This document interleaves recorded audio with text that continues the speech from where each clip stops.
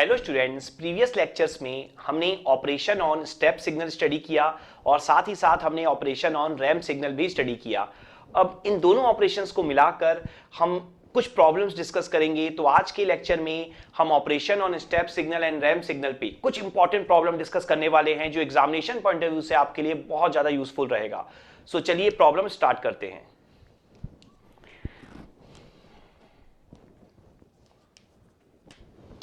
तो यहां पर फर्स्ट प्रॉब्लम है हमारी,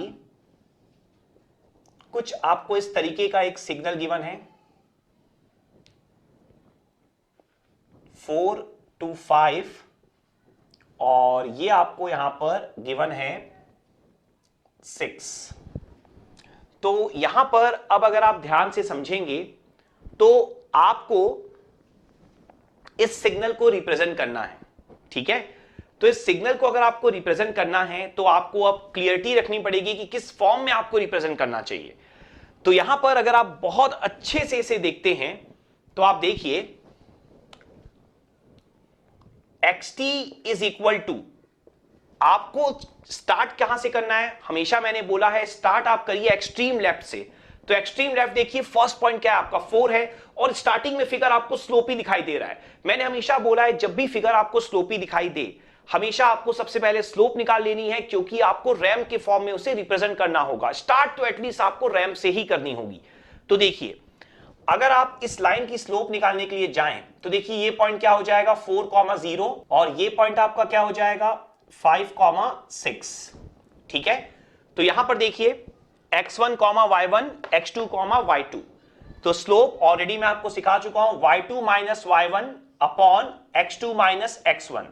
तो स्लोप की वैल्यू जो है हमारी वो यहां पर आ जाएगी आपकी 6, ठीक है। तो xt के कैलकुलेशन के लिए सबसे पहले आपने यहां पर क्या डिटरमाइन किया, सबसे पहले आपने डिटरमाइन किया यहां पर स्लोप, ठीक है। तो स्लोप की वैल्यू जैसे ही आपकी यहां पर 6 आ गई, इसके बाद अब आपका टारगेट क्या होगा, अब आपका यहां पर टारगेट ये होगा कि आप स्टार्ट करिए xt को लिखना। तो देखिए जब आप xt को यहां लिखना स्टार्ट करेंगे तो फर्स्ट पॉइंट आपका क्या है 4 है। तो 4 के पहले स्लोप कितनी थी, देखिए 4 के पहले आपको दिखाई दे रही है एक हॉरिजॉन्टल लाइन, दैट मींस 4 के पहले स्लोप थी 0 और 4 के बाद अचानक से जो स्लोप है वो कितनी हो गई 6 हो गई, ठीक है। ध्यान दीजिएगा 6 एम्पलीट्यूड भी है और 6 स्लोप भी है, लेकिन अभी हम यहां पर किसकी बात कर रहे हैं, स्लोप की बात कर रहे हैं, एम्पलीट्यूड की हम बात नहीं कर रहे हैं। तो आप देखिए यहां पर आप लिखेंगे 6RT-4, क्लियर है अच्छे से। पॉइंट था आपका 4 तो t-4 और r के सामने क्या लगाना होता है, हमें स्लोप लगानी होती है। तो आप क्या लिखेंगे RT-4, क्लियर। अब आप देखिए यहां पर होगा क्या, जैसे ही आप 6RT-4 लगाएंगे वो तो इस तरीके से एक लाइन बन जाएगी रैंप की, लेकिन आपका टारगेट क्या है, आपको इस पॉइंट से नीचे भी आना है ऐसे, ठीक है। तो अब आपको क्या यूज करना चाहिए, तो ध्यान से समझिएगा, मैं आपको सेपरेटली यहां पर बना के दिखा रहा हूं। देखिए अगर आप ऐसा कुछ बनाते दैट मींस 6RT-4 तो कुछ ऐसा आपका बनता फिगर, ठीक है ना। रैंप तो पूरा इन्फिनाइट तक जाता है। तो यहां पर अब अगर आप देखेंगे ये तो इन्फिनाइट तक जा रहा है, लेकिन हमें तो यहां पर रुक जाना है ना, हमें यहां पर रुकना है और रुक के फिर हमें यहां पर नीचे आना है। ये पॉइंट आपको क्लियर होना चाहिए। तो जो चीज इन्फिनाइट तक जा रही है अगर उसे रोकना है तो ये चीज क्या है, ये स्लोप है। स्लोप अगर इन्फिनाइट तक जा रही है तो अगर इसे रोकना है, इसे ऐसे बनाना है, आपको हॉरिजॉन्टल करना है इसे, तो आपको पहले स्लोप को 0 करना पड़ेगा। अगर आपको नीचे आना है ना, जो इन्फिनाइट तक जा रहा है, तो अगर आपको नीचे आना है तो पहले आपको वहां रुकना पड़ेगा। रुकने के लिए पहले आपको स्लोप 0 करनी पड़ेगी। स्लोप कितनी है आपकी 6 है, तो अगर आप उसे 0 कर दोगे तो आप हॉरिजॉन्टल हो जाओगे, एक तरह से इस तरीके से आप आ जाओगे, ठीक है। तो सबसे पहले आपको क्या करना पड़ेगा, स्लोप को 0 करना पड़ेगा, -6RT-5 वाले पॉइंट पे आपको 0 करना था। फिर देखो आप एक तरह से हॉरिजॉन्टल हो चुके हो। अब आपको क्या करना है, अब आपको उसी पॉइंट से नीचे आना है।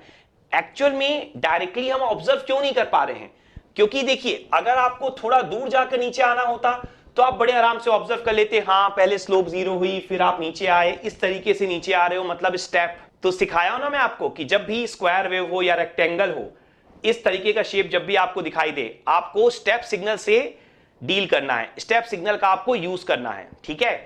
तो यहां पर इस तरीके के फिगर में आप बड़े आराम से देख लेते हैं। यहां पर डिफिकल्टी क्यों हो रही है? क्योंकि यहां पर उसी पॉइंट पे आप रुक रहे हो और उसी पॉइंट पे नीचे आ रहे हो, तो कोई प्रॉब्लम नहीं है, बिल्कुल सेम ही है वो। तो कैसे होगा, ध्यान से देखो।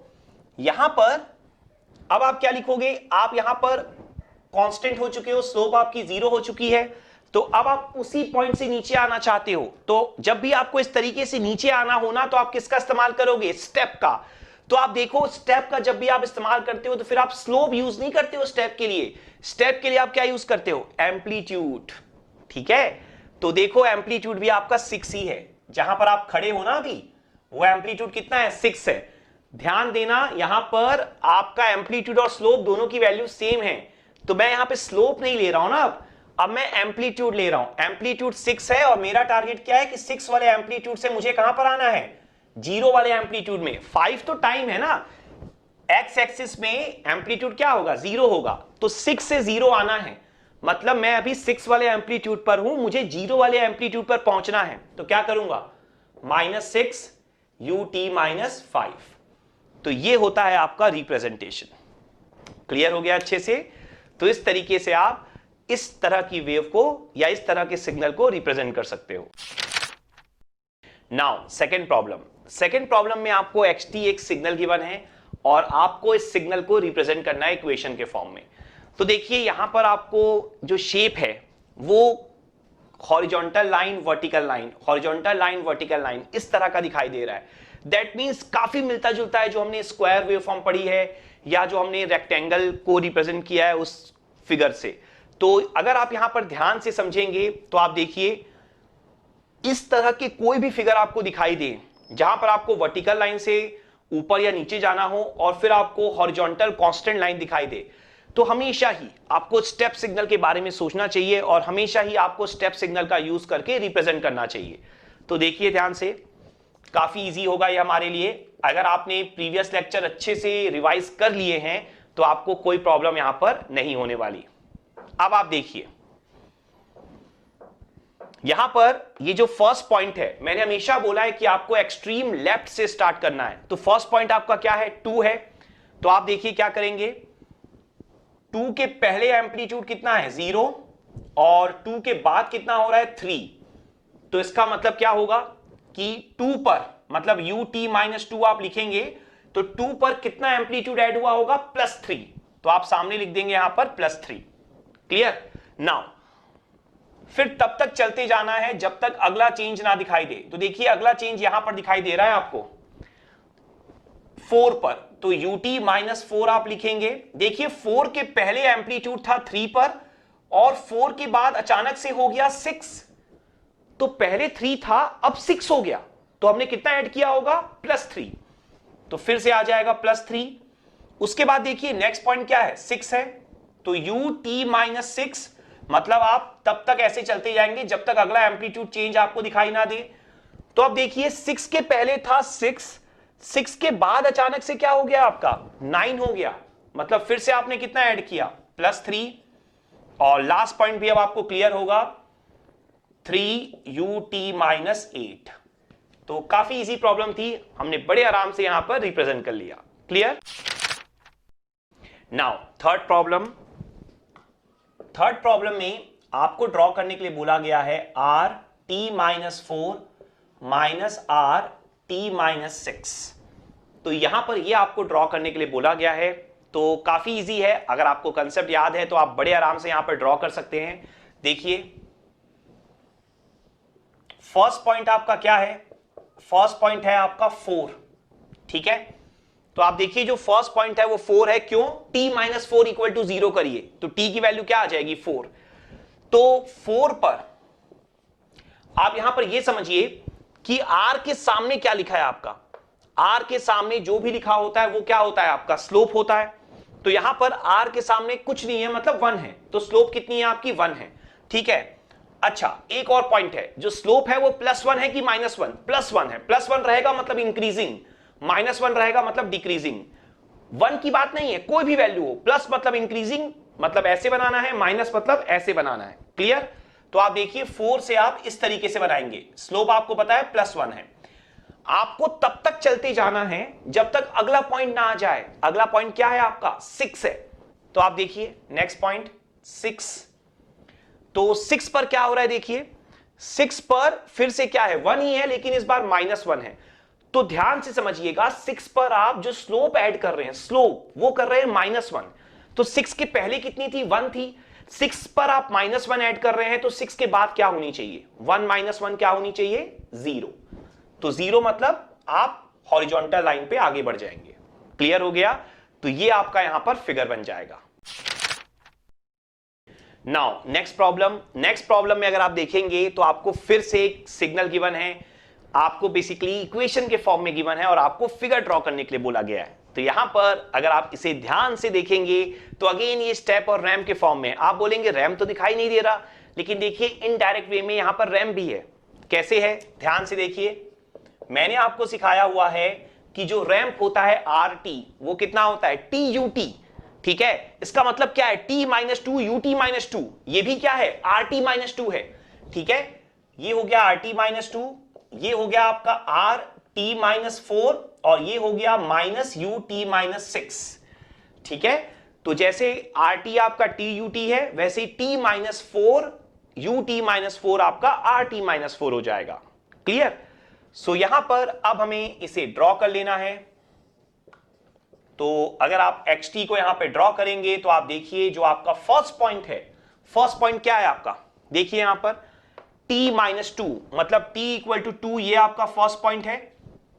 तो स्लोप कितनी है आपकी, स्लोप है यहां पर 1, कुछ नहीं है मतलब 1 है, +1 है, फिर से इंक्रीजिंग। फिर आप देखिए नेक्स्ट पॉइंट क्या है आपका 4, -1 है स्लोप। अभी तक तो सेम रहा जो हमने प्रीवियस क्वेश्चन किया था, लेकिन उसके बाद कुछ ना कुछ डिफरेंस है यहां पर। तो देखिए क्या है -UT - 6। तो ध्यान से समझिएगा, अभी आप यहां पर खड़े हुए हैं, UT से नीचे आना है क्योंकि माइनस साइन है। UT जब भी अप्लाई हो एम्पलीट्यूड में चेंज करना है, स्लोप में चेंज नहीं करना है। जब भी RT हो तो स्लोप में चेंज करना होता है। ठीक है, तो अब आपको यह समझना होगा कि अभी आप जहां खड़े हुए हैं वहां पर एम्पलीट्यूड कितना है। ठीक है ना, तो जैसे ही आप एम्पलीट्यूड पहचान जाएंगे तभी तो आप फिर 6 वाले पॉइंट से नीचे आ पाएंगे। ठीक है, तो एम्पलीट्यूड कितना है, तो उसके लिए देखिए यहां पर आपको स्लोप की वैल्यू गिवन है। आपको क्या चाहिए, आपको ये वाला एम्पलीट्यूड चाहिए। लेट सपोज इसे हम y2 मान लेते हैं। तो देखिए ये पॉइंट कितना है 2,0। ठीक है, x की वैल्यू 2 है, y की वैल्यू 0, और ये पॉइंट जो है आपका x की वैल्यू देखिए कितनी है 4 और y की वैल्यू हमने क्या मानी y2। तो ये पॉइंट हो गया आपका 4,y2। ठीक है, तो ये हो गया x1 y1, ये हो गया x2 y2।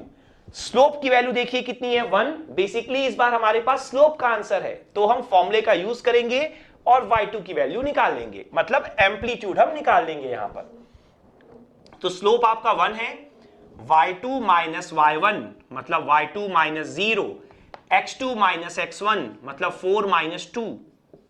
तो y2 की वैल्यू आपकी कितनी आ जाएगी यहां पर 2 आ जाएगी। क्लियर हो गया। तो जैसे ही आपको y2 की वैल्यू 2 मिली ना, अब आपको क्लियर होना चाहिए कि यहां पे जो एम्पलीट्यूड है आपका 2 है और आपको इस 2 के थ्रू नीचे आना है। ठीक है, तो आप कितना नीचे आ पाएंगे ये पॉइंट आपको क्लियर रखना है। तो कितना नीचे आ सकते हैं आप ध्यान से देखिए। जब आप नीचे आएंगे यहां पर तो आप देखिए यहां पर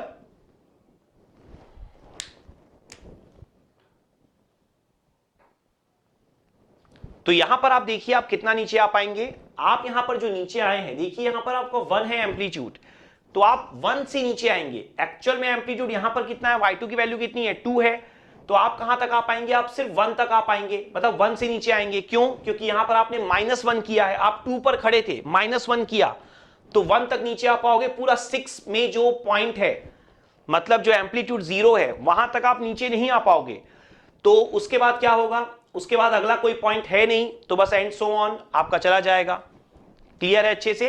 अगर यहीं पर ध्यान से समझना आप, अगर यहीं पर आपका पॉइंट होता 2, ठीक है, तो क्या हो जाता आपका 2 पे खड़े हो और -2 करते तो आप कहां तक आ जाते, आप एक्चुअल में आ जाते यहां तक और फिर आप ऐसे हो जाते, क्योंकि अगला कोई पॉइंट है नहीं तो वो 0 पर ही कांस्टेंट रह जाता। लेकिन यहां पर आप सिर्फ और सिर्फ कहां तक आ पाओगे, आप आ पाओगे यहां तक 1 तक।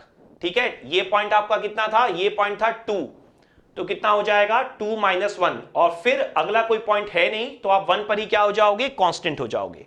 क्लियर हो गया। तो इस तरीके से हम लोग सारी की सारी प्रॉब्लम यहां पर सॉल्व कर सकते हैं।